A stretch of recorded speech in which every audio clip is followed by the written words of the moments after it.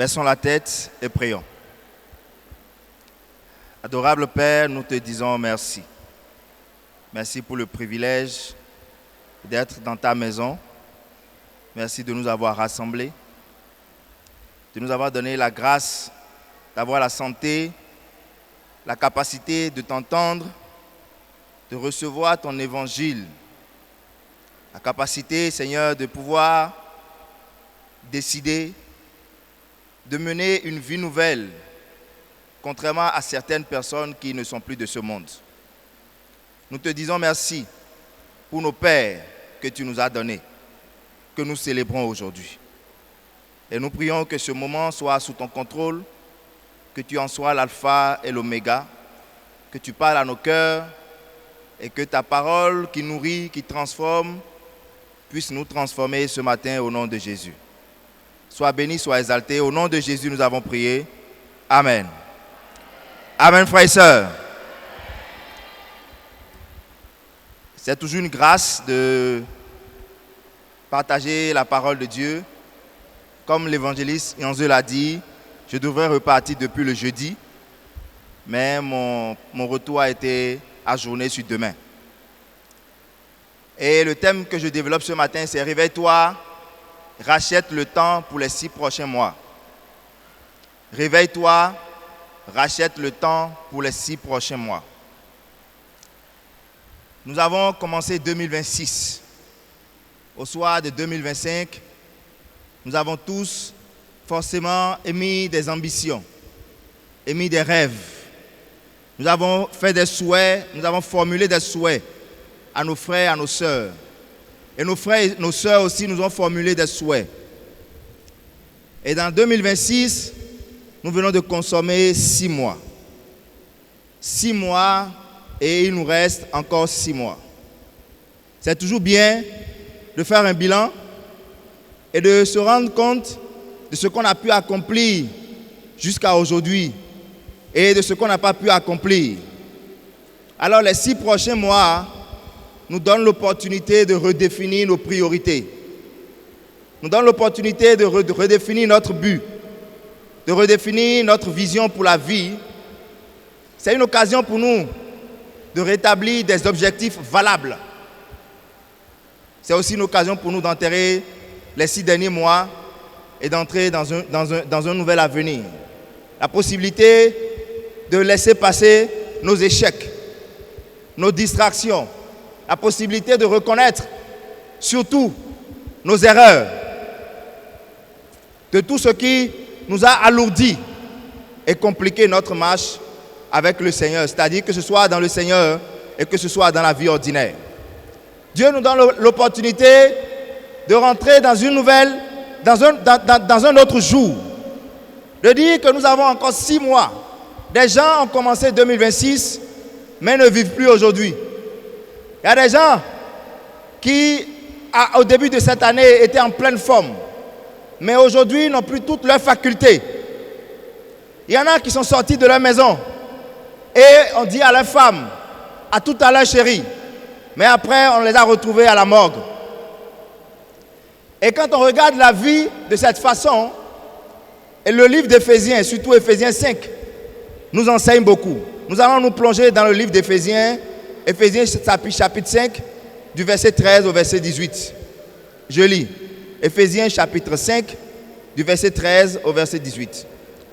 Mais tout ce qui est condamné est manifesté par la lumière, car tout ce qui est manifesté est lumière.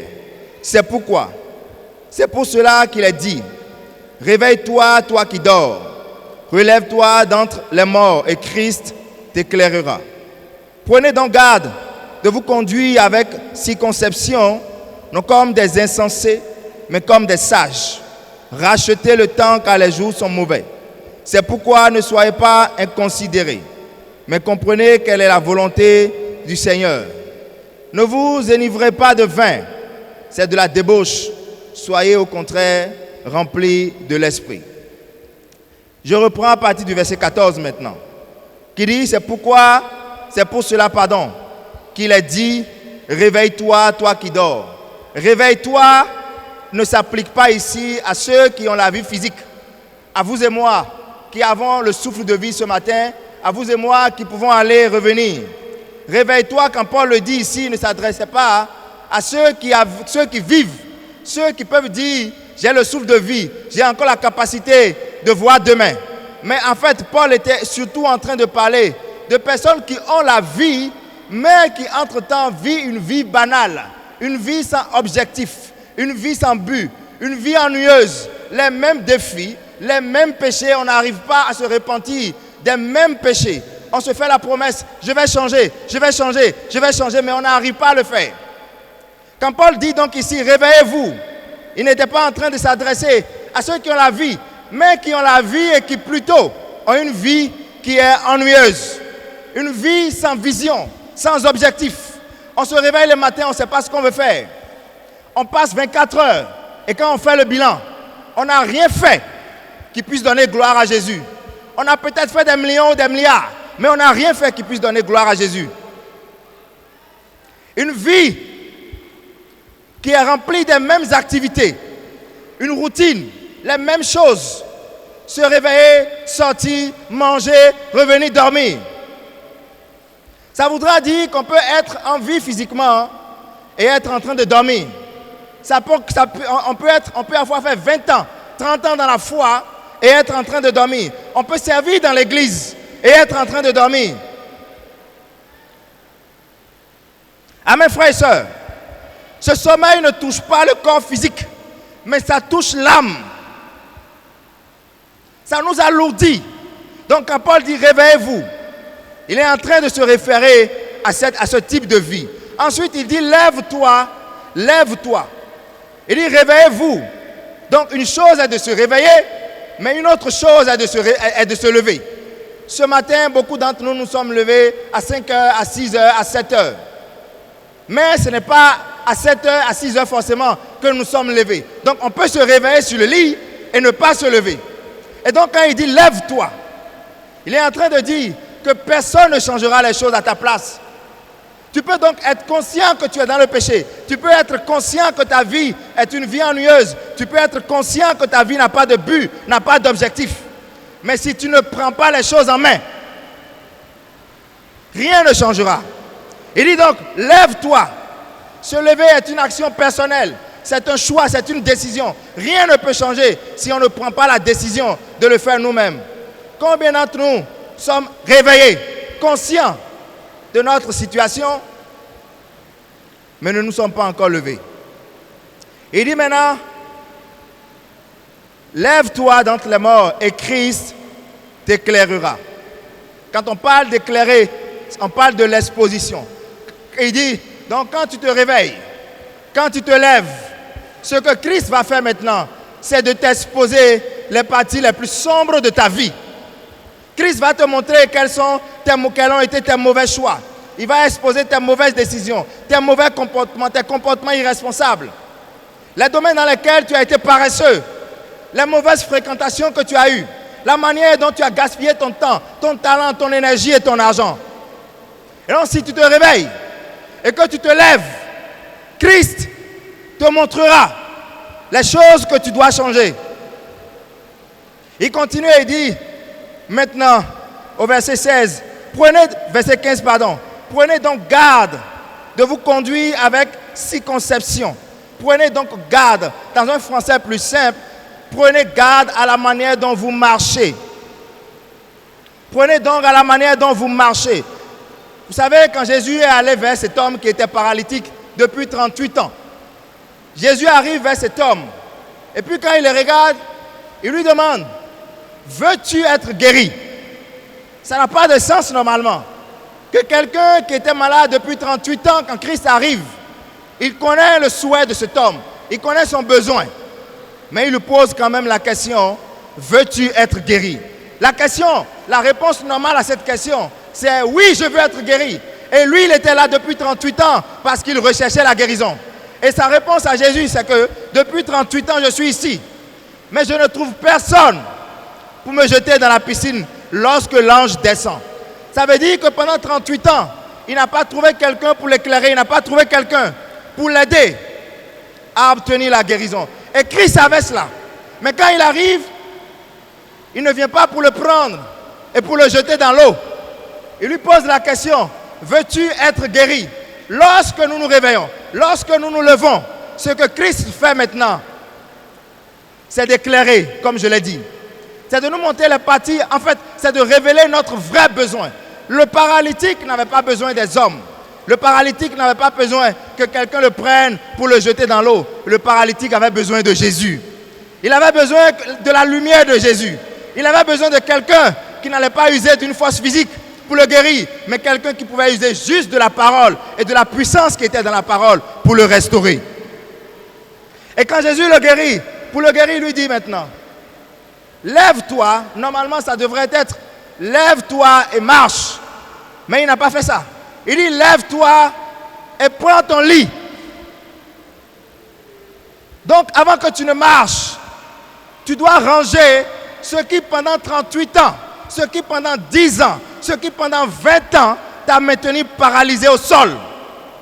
Les mauvais comportements, les abus, la désobéissance, toutes ces choses qui t'ont maintenu au lit pendant 38 ans, toutes ces choses dont tu dis, je vais me repentir aujourd'hui, je vais me repentir demain, depuis 30 ans, depuis 20 ans, depuis 10 ans, tu vis dans le mal.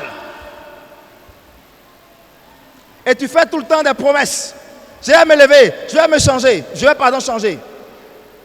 Ce qu'il dit ici, il dit prends ton lit maintenant avant de marcher. Ça veut dire marche loin de ton lit, marche loin de ton passé, marche loin de tes péchés, marche loin de ce qui t'a toujours maintenu au sol, marche loin de cette ancienne vie sans joie, sans bonheur, sans paix intérieure. Lorsqu'on est dans le péché, quand on vient à l'église, on n'a pas la paix.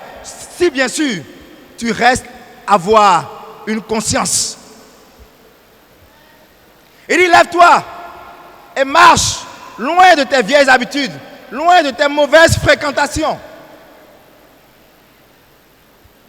On ne peut pas guérir d'un sommeil spirituel en restant couché dans les mêmes choses, en restant couché sur le même lit. Jésus lui dit, lève-toi, mais avant que tu ne marches, range ce lit-là, détruis ce lit-là, finis-en et faire en sorte que ta vie de demain n'ait plus aucun rapport avec ta vie passée.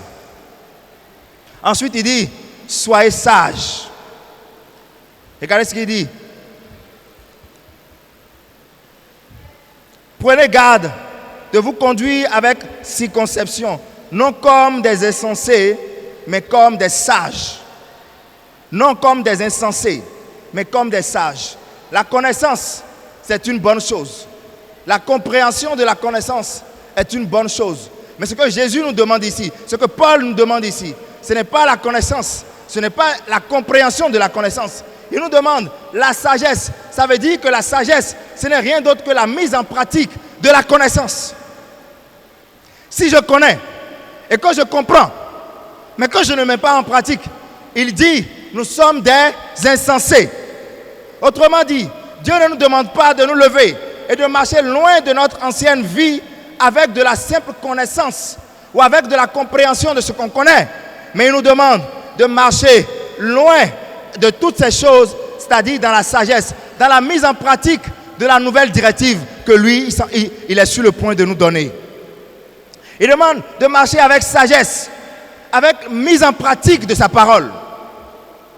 Le temps est venu, frères et sœurs, de mettre en pratique toutes les théories, toutes les révélations, toutes les connaissances que nous avons reçues sur Dieu et sur son royaume. Ensuite, il dit, rachetez le temps. Au verset 16, il dit, rachetez le temps, car les jours sont mauvais. Rachetez le temps, car les jours sont mauvais. Les jours sont mauvais signifie que les temps sont courts. Et vous pouvez voir cette déclaration dans le livre d'Ecclésiaste, chapitre 12, verset 1er, qui dit, mais souviens-toi de ton Créateur pendant les jours de ta jeunesse, avant que les jours mauvais n'arrivent. Souviens-toi de ton Créateur pendant les jours de ta jeunesse, avant que les jours mauvais arrivent. Il a dit jeunesse. Normalement, il devrait dire vieillesse, mais il n'a pas dit vieillesse. Il dit les jours mauvais. Ce qui veut donc dire en fait que les jours sont mauvais veut dire que les temps sont courts. Nous n'avons pas tout le temps devant nous. Le temps, ça passe très vite. On peut avoir l'impression, puisque j'ai 30 ans aujourd'hui, puisque j'ai 20 ans aujourd'hui, j'ai encore 50 ans, j'ai encore 80 ans à vivre.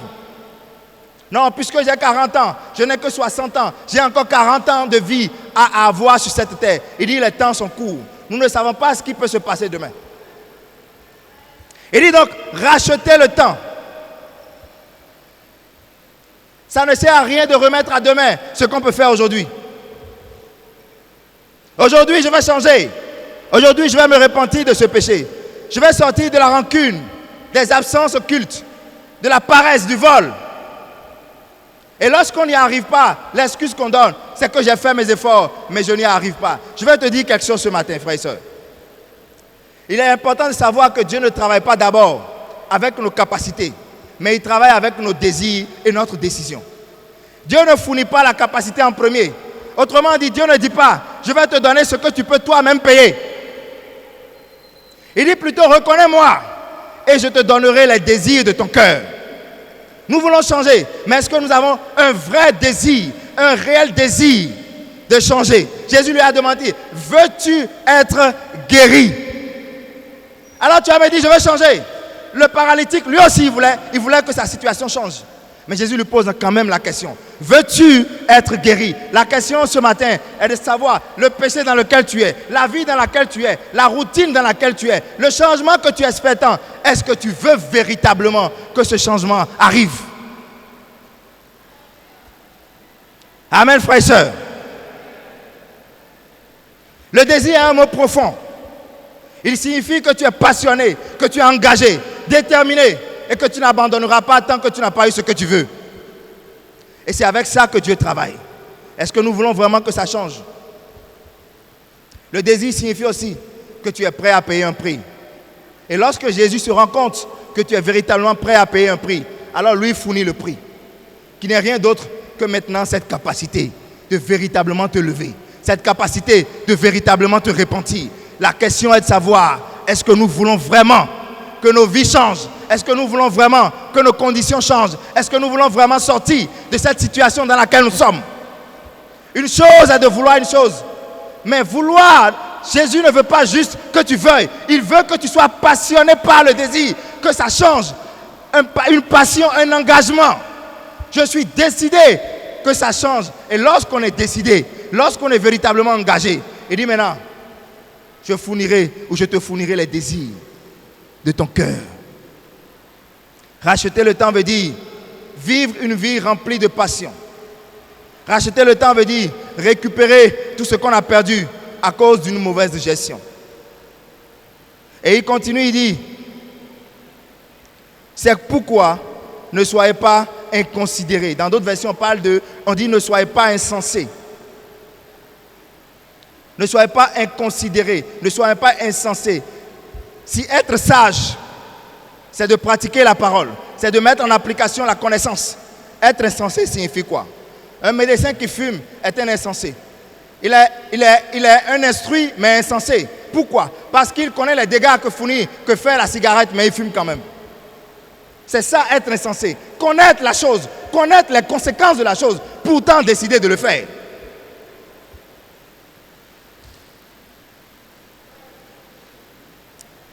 On a besoin de savoir que ce n'est pas que l'ignorance. Non, je ne connaissais pas. Non. Le fait de connaître vous rend encore plus insensé. Regardez ce que Jésus dit. Si je n'étais pas venu et que je ne leur avais pas parlé, ils n'auraient pas de péché. Mais maintenant, ils n'ont aucune excuse de leur péché. Il dit, si je n'étais pas venu leur prêcher la vérité, alors je peux comprendre. Mais maintenant que je suis venu leur prêcher la vérité, ils mourront dans le péché. C'est ça être insensé. La vérité nous a été prêchée. Nous connaissons la vérité, mais nous refusons de la mettre en pratique. C'est ça être insensé. Nous devons profiter, frères et sœurs, des 6 derniers mois qui restent dans l'année pour racheter le temps, parce que nous n'en avons pas beaucoup. Nous pouvons changer ce que nous n'avions pas fait durant les 6 premiers mois. Nous pouvons le faire courant les 6 prochains mois. Vous savez, Jésus est mort à l'âge de 33 ans. Il n'a eu besoin que de 3 ans pour accomplir son ministère. Et au bout de 3 ans, Jésus a conquéri le monde. Il a racheté l'univers tout entier. Nous avons quel âge? Quel âge avons-nous ce matin, frères et sœurs? Nous sommes disciples depuis combien d'années? Lui, il avait besoin de 3 ans pour accomplir ce qu'il a accompli. Mais nous sommes disciples depuis 20 ans, depuis 30 ans, depuis 40 ans. Qu'avons-nous accompli? Notre temps nous a servi à faire quoi? À bâtir notre richesse. À nous railler les uns les autres. À nous diviser. À ne penser qu'à nous. Nous avons usé de notre temps pour faire des guerres inutiles, pour mal parler de l'autre, pour condamner l'autre. Pourtant, il y a tellement de vies à gagner, il y a tellement d'amour à donner, il y a tellement de personnes à aider. Mais nous perdons du temps à nous déchirer les uns les autres. Nous perdons du temps à nous asseoir pour critiquer notre frère. Jésus, 33 ans, 3 ans pour faire le ministère. Nous sommes disciples depuis combien d'années, frères et sœurs? Et nous pouvons avoir du plaisir à mal parler de l'autre.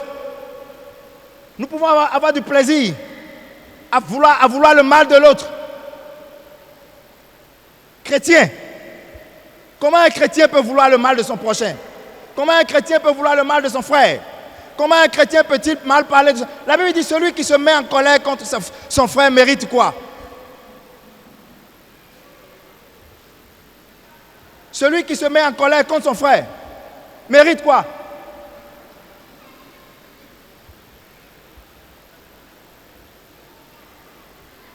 Si Dieu condamne juste la colère que l'on peut avoir vis-à-vis de son frère, imaginez comment il nous regarde quand nous asseyons pour mal parler de l'autre. Regardez comment il nous observe. Imaginez comment il nous observe quand nous asseyons pour dire non, lui là, il est bizarre, il est méchant. Le frère là, tu sais son péché là, on prend le péché. Frère et soeur, je vais vous dire quelque chose ce matin. Quelqu'un qui a péché, qui s'est repenti de son péché, Dieu l'a pardonné, mais vous n'avez pas idée du malheur que vous appelez sur vous-même. Lorsque maintenant vous vous asseyez et que vous critiquez un péché que Dieu a déjà pardonné. Dieu lui a pardonné. Mais vous vous asseyez. Non, lui il a fait telle chose, mais Dieu lui a pardonné. Ce n'est pas ton pardon qui compte. Ce n'est pas comment toi tu te sens vis-à-vis de son péché qui compte. C'est comment Dieu se sent vis-à-vis de ça. Mais Dieu dit, moi j'ai pardonné. La grâce est disponible. Il a un cœur pour se repentir. Alors je lui pardonne. Mais nous asseyons et nous faisons l'histoire de son passé. Non, tu sais, lui là, il est comme ça parce que, non, tu sais, il est malade. Parce que le péché est trop dans sa vie. On devient des détecteurs de péché dans la vie des autres. Quand quelqu'un a un problème, on dit que c'est certainement son péché qui est en train de créer ça. Ça voudra dire que le chrétien ne doit plus être éprouvé. Donc quand je suis éprouvé, c'est que je suis dans le péché. Job était dans quel péché? Mais l'épreuve que Job a connue, si nous on doit connaître ça, est-ce qu'on sera encore disciple? Mais lui n'avait rien fait. Regardez comment Dieu a dosé l'épreuve. Mais quelqu'un est malade, quelqu'un vit une situation difficile. Frère, il faut t'ouvrir. Frère, confesse-toi. Parce que nous, on ne voit que le péché. On ne voit que le mal. On ne voit que ce qui est méchant. On ne voit que ce qui est mauvais. Mais les yeux que Dieu nous a donnés là, les yeux de la foi, ne nous ont pas été donnés pour voir que le péché. Les yeux de la foi sont là pour voir comment nous pouvons aimer les autres, pour voir l'amour qui est dans le cœur de notre frère, pour voir la compassion qui est dans le cœur de notre frère. Les yeux physiques nous permettent de nous voir physiquement, mais les yeux de la foi nous permettent de voir au-delà de l'apparence. Et ça, c'est possible lorsque notre relation avec Dieu est au point. Lorsque notre relation avec Dieu va très bien. Lorsqu'on n'est pas en bon terme avec Dieu, on ne peut voir que le mal partout. On ne peut pas être rempli d'amour. Car l'amour, la Bible dit, l'amour excuse tout. L'amour pardonne tout. L'amour fait ceci. L'amour fait cela. Frères et sœurs, le monde nous reconnaîtra à cause de notre amour. Mais quel est le type d'amour qui remplit nos cœurs ce matin? Amen. Si tu aimes ton frère, alors pourquoi tu parles mal de lui? Si tu aimes ton frère, pourquoi tu critiques son péché? Le temps que tu prends pour critiquer, va dans ton intimité et prie. Vous savez, la prière a 2 volets. Le disciple qui prie cultive une bonne relation, une bonne intimité avec Dieu. Vous savez, Jésus, pendant qu'il était là, il n'a jamais pris ses disciples pour prier avec eux. Si vous regardez bien Jésus, il n'a jamais prié ensemble avec ses disciples. Chaque fois, il disait restez là et puis lui, ça va prier. Chaque fois, il dit restez là. Il peut leur dire priez pour moi, mais il s'éloignait lui-même et puis il prie. Le travail qu'il avait à accomplir, c'était tellement intense que s'il n'avait pas une intimité profonde avec Dieu, ce n'était pas possible.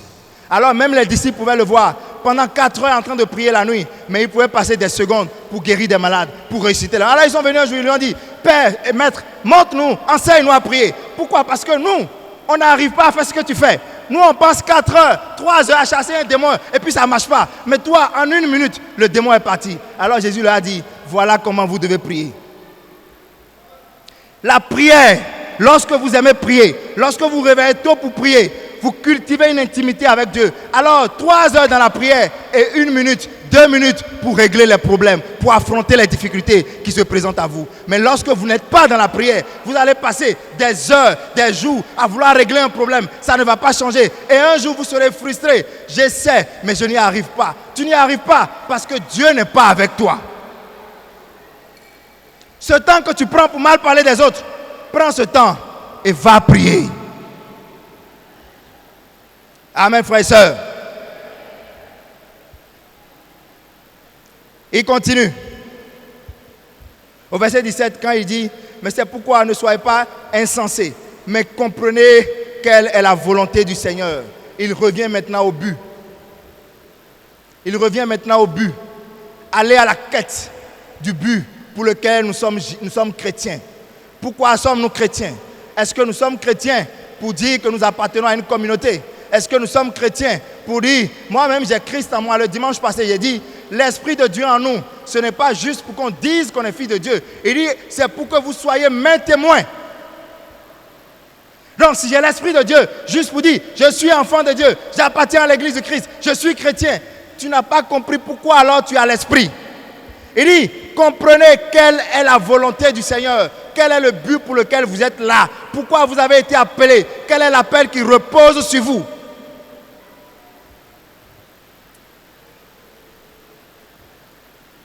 Retrouvez quel est le but afin d'arrêter de gaspiller votre temps, afin d'arrêter de gaspiller votre talent, afin d'arrêter de gaspiller vos dons, afin d'arrêter de gaspiller votre énergie.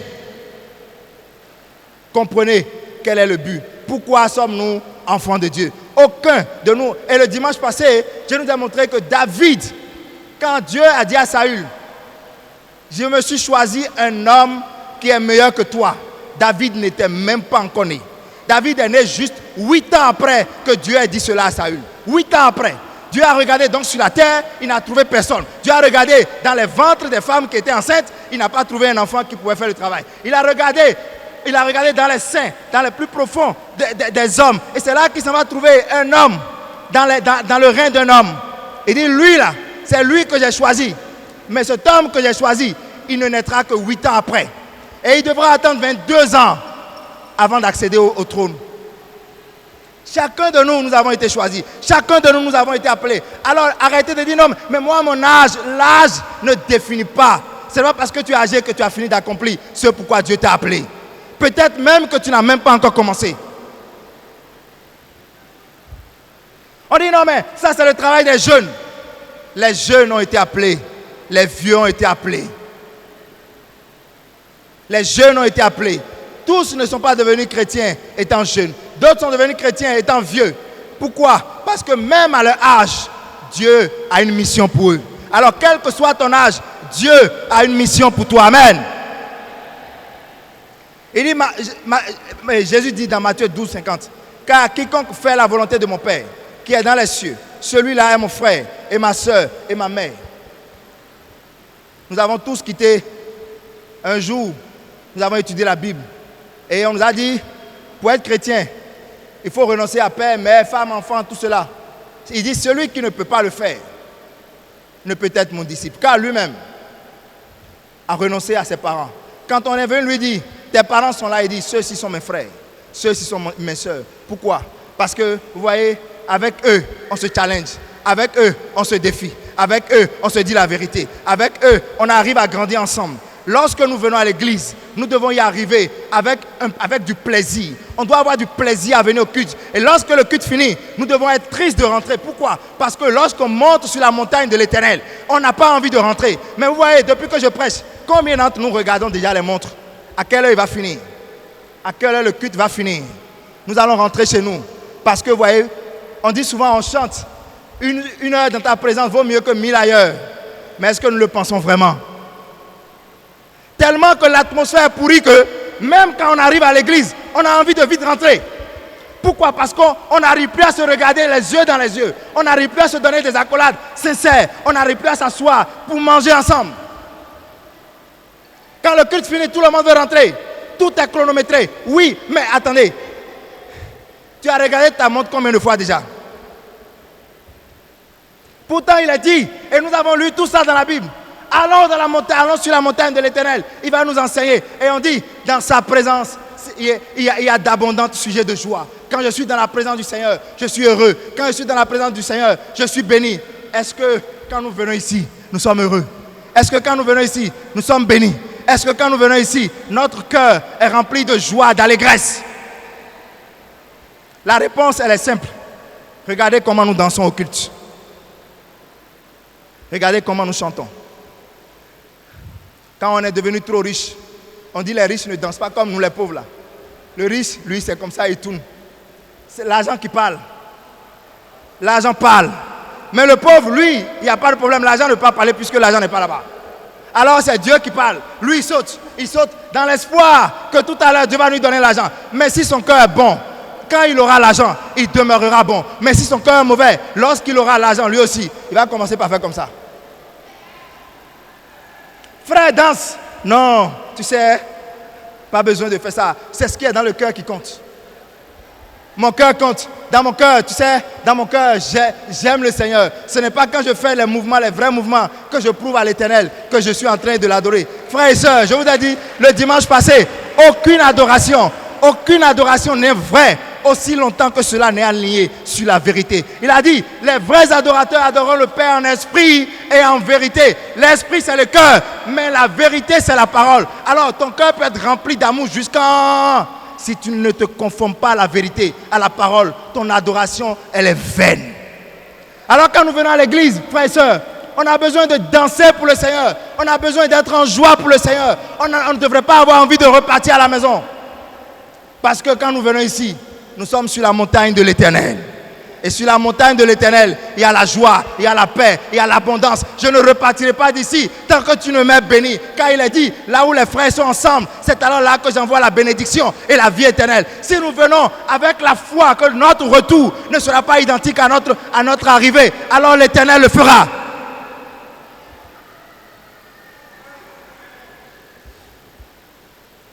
Amen, frères et sœurs. Il dit maintenant, au verset 18, je vais finir avec ça. Ne vous enivrez pas de vin, c'est de la débauche. Au même titre que se saouler, la pornographie, la masturbation, toutes ces choses. Vous savez, le but de ce verset, ce n'est pas juste de nous dire que c'est de la débauche. C'est de nous dire plutôt que ça nous fait perdre du temps. Ces choses nous font perdre du temps. Toute habitude qui contrôle votre vie est un bouffeur de temps. Toute mauvaise habitude qui contrôle votre vie et vous devenez esclave de ce qui triomphe sur vous.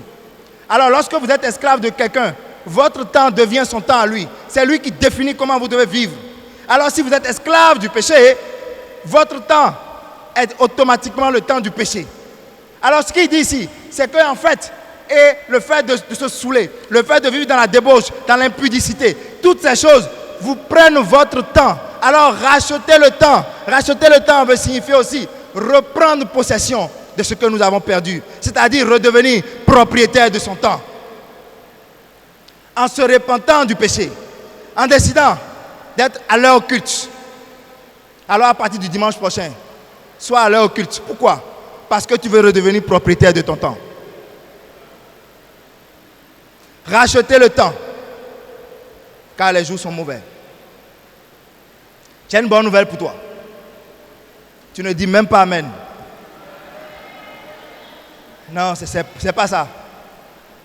J'ai une bonne nouvelle pour toi.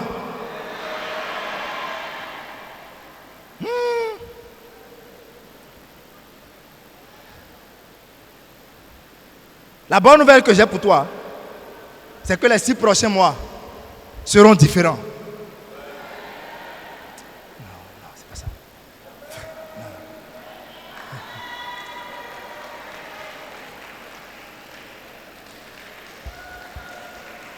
Acclamez, acclamez, acclamez, acclamez. Acclamez fort, fort, fort, fort. Fort, fort, fort, encore fort. Fort, fort, fort, fort. Acclamez encore, acclamez. Acclamez encore, acclamez encore. Je t'annonce que les 6 prochains mois pour toi seront des mois bénis. Pendant les 6 prochains mois, l'Éternel te rétablit. Tu redeviens propriétaire de ton temps. Alors tu pourras t'asseoir pour méditer la parole. Tu pourras t'asseoir pour prier. Tu pourras aller dans les rues pour annoncer l'évangile. Il n'y a pas de amen parce que je n'ai pas parlé de richesse. Alors les 6 prochains mois, l'Éternel te bénira. Ouais. Si tu es malade, durant les 6 prochains mois, le Seigneur te guérira. Quand vous priez pour la guérison, ne priez pas pour que Dieu vous guérisse, pour que vous puissiez vous sentir bien. Dites-lui, je te livre mon corps parce que mon corps est le temple du Saint-Esprit.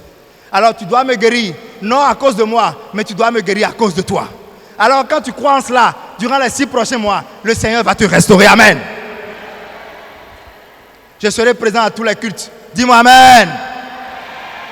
Durant les 6 prochains mois, tu seras tout le temps au culte. Amen. Tu seras toujours à l'heure. Amen. Tu seras présent dans toutes les activités. Amen. Tu donneras ton cœur. Amen. Il dit maintenant pour finir, conduisez-vous. Lisez Colossiens 4, verset 5. Conduisez-vous avec sagesse envers ceux du dehors, en rachetant le temps. Conduisez-vous avec sagesse envers ceux du dehors, en rachetant le temps. Ceux du dehors, ce sont les personnes qui ne sont pas chrétiens. C'est ceux qui ne sont pas dans le royaume. Alors pourquoi il dit de se comporter avec eux avec sagesse?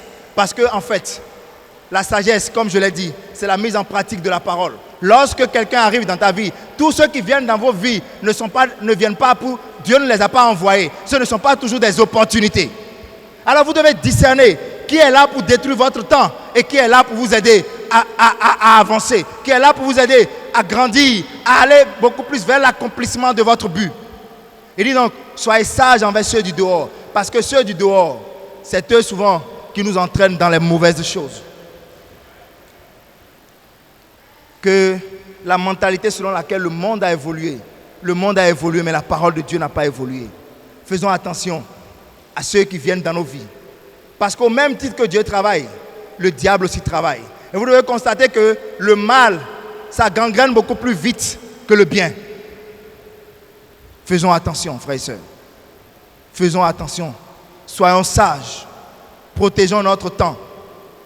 6 mois se sont écoulés. Et 6 autres mois s'annoncent. Quel sera le bilan au soir de 2026? C'est maintenant qu'on doit prendre la décision, pas demain. Ce que nous n'avons pas pu faire en 6 mois, nous pouvons le faire dans les 6 prochains mois. Et peut-être même avant la fin des 6 prochains mois. Parce que rien n'est impossible à Dieu. Ce qu'il fait en 1000 ans, il peut le faire en une journée.